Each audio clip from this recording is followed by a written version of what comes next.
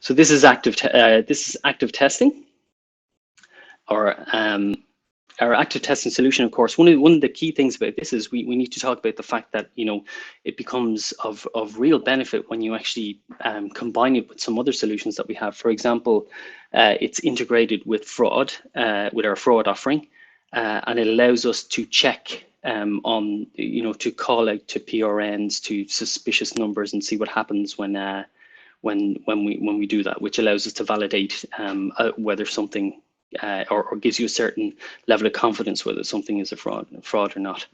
There are multiple parts to this, but in terms of the demonstration that we'll probably be pushing in MWC, we'll talk about, you know, we have different performance dashboards, but we can of course do GRQ reporting. And what that does is, well, quite simply, if I click into one of these, I think, we go to this one here, I've seen stuff in it before.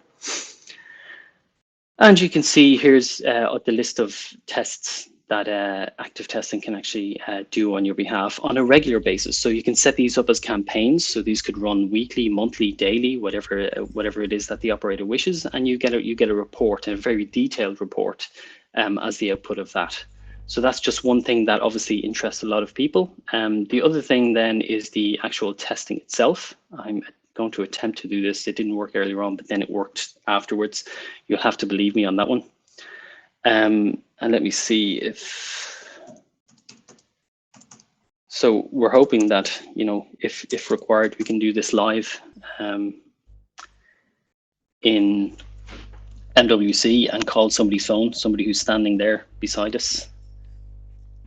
So what you get here is starting a call, and James Callanan, actually, I just input his number, he didn't know, is on the other end there. So what it's going to try and do is, oh, there's his phone ringing.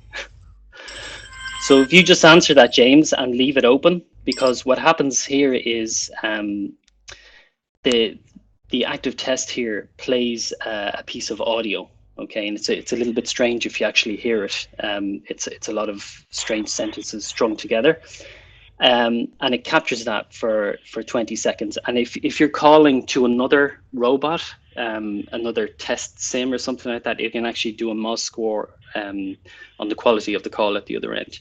But what it'll do is it plays this audio, and then it hangs up, and then it does some. We'll see the report. So it's hung up, and then of course it went to circuit switch to actually make that call, and now it's going back to an LTE technology. So let me just see now if I go in here. So this is the call I just made. Did you listen to the call, James, by the way? I'm just wondering, because yep, it's a very strange set of sentences that come out. Something about tennis balls and wind slamming the door shut. Yeah, I think Arnie made those up. So this is the output of that particular call there, and what you can see is here's the test robot itself. Here's James' number. I don't have anything about that because it's his personal phone, but I could have called another test number and I would get some more information about that. I called from Italy, and then you can see actually the call flows. So what happened, how long each of these things took when they happened, the actual call itself. What did that look like? This here is the audio that was played. No, this here is the audio that was recorded. So if somebody's on the other end, so this is especially useful as well in fraud scenarios. If somebody's on the other end, you can actually hear what is being said on the other end, whether you're going straight to a PRN, or there's no noise, or it's an actual user or something like that. So that's what we're going to do. That's a very quick and dirty looking demo of active test, but I think it's quite powerful and shows you some of what can actually be achieved with active testing. Yep, so that's that one.